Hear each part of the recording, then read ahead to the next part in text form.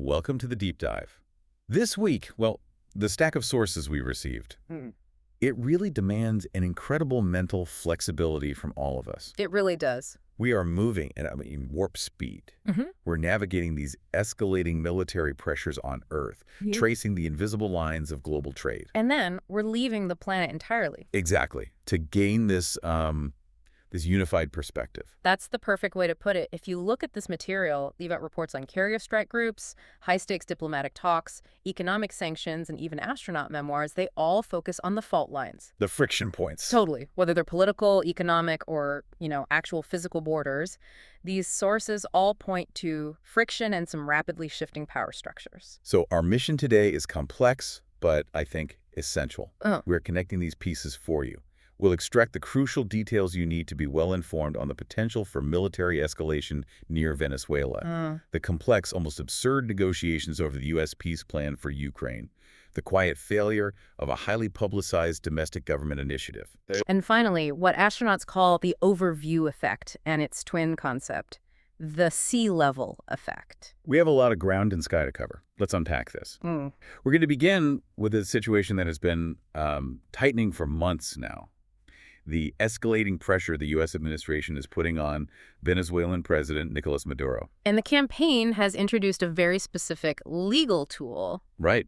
Labeling Maduro and his governmental allies as members of a foreign terrorist organization, or FTO. And this designation is, it's a legal sledgehammer. It's not just some political insult. No. Analysts are really keen to point out that criminalizing the regime through an FTO label, it's intended to push Maduro towards stepping down, but the more immediate practical implication is military. It gives them options. It potentially gives the U.S. expanded military options for conducting strikes inside the country, and it certainly broadens the legal scope for, asset seizure and isolation. And the military posture is definitely matching that threat. We're not talking about diplomacy alone here. No, not at all. We're talking about significant deployments. The U.S. has moved warships into the Caribbean, including the USS Gerald R. Ford Carrier Strike Group. Well. And the sources, including Reuters, are quoting 4 unnamed U.S. officials who confirm the situation is acute. The U.S. is poised to launch a new phase of operations in the coming days, though the exact scope and the timing remain unknown. This is where we really need to interrogate the narrative behind these actions. The preemptive strikes carried out over the last 2 months have been ordered under the banner of fighting narco-terrorists. Right. But when you look closely at the data cited in our sources, that narrative, it raises some serious questions of credibility and, frankly, accountability. Absolutely. The actions assert an extremely high degree of unchecked authority. For instance, the administration has consistently claimed that drug traffickers are directly killing U.S. citizens. Okay. However, we know that fentanyl is the primary driver of U.S. overdose deaths, and crucially, Venezuela is not a producer of fentanyl. So that completely undercuts the justification. It does. It really does. And the math behind the claims is, frankly, just astonishing. Over the last 2 months, more than 80 people have already been killed in these strikes on what are described as civilian boats. And then you have officials making claims like this, that each boat strike saved 25,000 lives. 25,000. It's the kind of figure that strains credulity to the breaking point. It is mathematically impossible given any standard estimate of global drug flow. So the question for us and for you is, how does a claim like that, a hyperinflated, impossible claim, survive internal review and then get leaked to the press? It suggests the political utility of the statement, appearing strong, effective, that's being prioritized far above factual accuracy. It certainly makes the critical viewpoint cited in the sources that the U.S. is asserting unchecked authority feel pretty justified. Meanwhile, Maduro is responding forcefully. He's warned Trump directly against leading the U.S. into an Afghanistan-style forever war, urging, and this is a quote, "No more Libya, no more Afghanistan." And his physical response, just as strong. He announced a massive deployment of land, sea, air, river, and missile forces across the country to counter the U.S. naval presence. So nobody is backing down? No, they are dialing up the tension right to the brink. Okay, transitioning quickly now to a different kind of accountability, this one regarding the October 2023 Hamas attacks in Israel. We're seeing some movement from the military, even as the government seems to be, static. Exactly. Lieutenant General Ayal Zamir, Israel's military chief, has taken some pretty significant disciplinary action. This is following an internal investigation into the military's severe, resounding systemic failure to protect civilians. And these are high-ranking officials being dismissed and reprimanded. Oh, yes. We're talking about the former heads of the Intelligence Directorate, the Operations Directorate, and the Southern Command, which handles security around Gaza. And what's important here is the context of public pressure, right? It's all about public pressure. These disciplinary steps within the military came amid this intense, mounting pressure from the public and the political opposition for some accountability. And the contrast is pretty sharp. It is. The military has admitted failure and acted, but Prime Minister Netanyahu's government has so far refused to open a national inquiry into the October 7th failures, despite thousands rallying for one. Let's shift our focus now to high-stakes diplomacy and the war in Ukraine. Talks have been ongoing in Geneva between U.S. Secretary of State Marco Rubio and top Ukrainian representatives like Andriy Yermak. And the whole context of these talks is a recent U.S. peace plan that threw the international community into momentary chaos. It was a remarkable diplomatic blunder, or maybe a calculated shockwave. Could be. The U.S. blindsided Kyiv and European allies last week by floating this 28-point peace plan.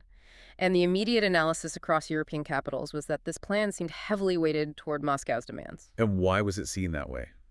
The demands were, they were extraordinary. They were. The initial plan reportedly required Ukraine to consent to territorial concessions, dramatically slash the size of its army, and, maybe most controversially for European security, it sought Europe's agreement to explicitly block Ukraine from ever joining NATO. Just think about the geopolitical weight of those points. Requiring territorial concessions legitimizes Russia's invasion, and blocking NATO membership reverses years of diplomatic effort. It essentially asked Kyiv to trade away huge parts of its sovereignty and its future security for just a ceasefire. An unstable one at that. Yeah. But the sources do indicate diplomacy quickly corrected itself. It did. Following the weekend talks between Washington and Kyiv, a refined peace framework was drafted. And the European officials, who were initially, outraged, have now welcomed the progress. The German Foreign Minister, Johannes Wadephul, specifically noted the removal of all issues concerning Europe or NATO from the final draft as a decisive success.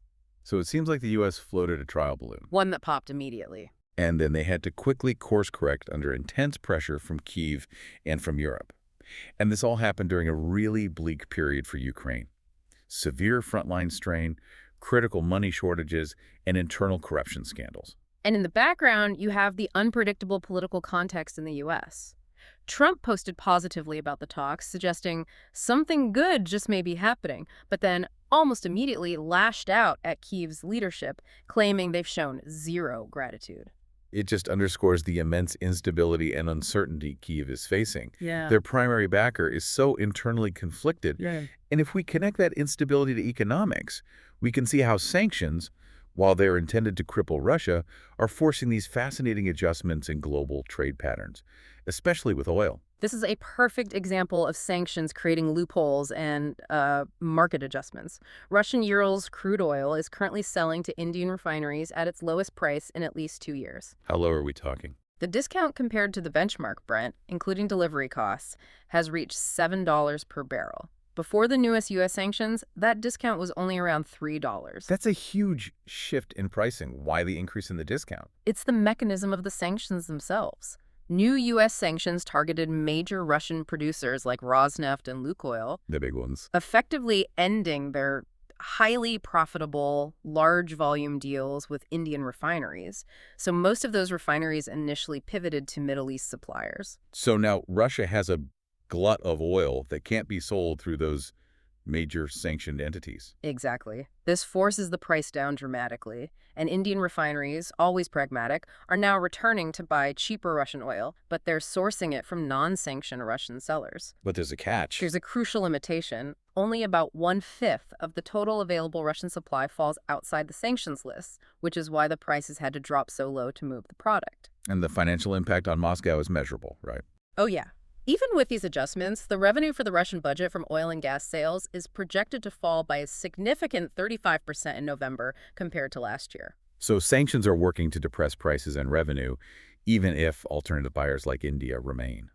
Speaking of things that crash and burn, let's pivot quickly to a significant yet quietly executed failure in U.S. domestic policy: the dissolution of DOGE. Ah, yes, the Department of Government Efficiency. DOGE. the highly publicized initiative led by tech mogul Elon Musk and Vivek Ramaswamy. And it was just quietly dissolved 8 months ahead of its contract end date of July 2026. What's so fascinating here is the massive ambition contrasted with this sort of opaque failure. DOGE was meant to be the vanguard of efficiency, cutting wasteful government spending. But the entire initiative was plagued by criticism focused on a lack of transparency and an assertion of unauthorized authority. The sources detailed that the agents reportedly refused to identify themselves when entering government offices, slashed agency spending without consulting the actual agencies. And they completely failed to provide any transparent public accounting of their work or any savings. It's incredible. OPM Director Scott Cooper confirmed that DOGE no longer exists as a centralized entity. This highly ambitious, politically charged initiative to fix the bureaucracy it dissolved. It failed the basic tests of transparency and public accountability. Now, connecting back to intentional long-term global strategy, while all this drama was unfolding in Ukraine, European leaders were simultaneously kicking off the EU-African Union Business Summit in Luanda, Angola. And what stands out here is the commitment to a clear strategic counter-narrative. European Commission President Ursula von der Leyen outlined the Global Gateway Initiative, focusing on strengthening partnerships in Africa. This is a massive play for influence and stability. And they are backing this up with serious numbers. Very serious. Yep. The EU is Africa's largest trading partner and investor, and they're on track to spend $150 billion by 2027 under Global Gateway, having already mobilized investments exceeding $120 billion. And the focus is on critical infrastructure. Digital networks, entrepreneurship, and regional integration, things that build lasting connections. Okay, we've spent the bulk of our time navigating conflicts, sanctions, policy failures, and strategic diplomatic moves, all highly complex interactions on the ground. Right. Now, we're going to use this final segment to achieve the ultimate perspective shift, seeing all those conflicts from 262 miles up. This is the discussion of the overview effect, a really profound term coined by Frank White back in 1987. It describes this massive cognitive and emotional shift that astronauts undergo when they look back at Earth from space. It just transforms their understanding of everything. Of humanity, of the planet itself. Let's start with the physical reality. Astronaut Christina Koch describes seeing the thin blue line of the atmosphere, which is the layer that protects us, and the very thin green line of plant life. And the realization hits when you recognize that every single person, every war we discussed, every deal is sustained inside that unbelievably fragile line. And everything else, literally, is completely inhospitable. That sense of vulnerability is immediate and visceral. And here's the core insight, especially after talking about the Venezuelan border crisis or the territorial demands in Ukraine. Koch said, you don't see borders, you don't see religious lines, you don't see political boundaries. All you see is Earth, and you see that we are way more alike than we are different. It transcends just an intellectual understanding. It becomes emotional. Astronaut T.J. Creamer noted that every crew member he brought into the cupola for that vista. They cried. Every single one cried. He called it heart-stopping and soul-pounding. Another astronaut, Victor Glover, helps synthesize this idea by linking the overview effect to what he calls the sea level effect. And this isn't just about being at sea level, right? No, it's about the profound shared experience and vulnerability that defines humanity on Earth. We are all living on the same small, fragile rock, protected by that thin line. That distinction is key. If the overview effect is the realization of global unity, the sea level effect is the challenge it presents. I see. Precisely. Glover's reflection asks us, if we all share this one habitat, this one vulnerability, are you going to really choose to be a member of this community of Earth?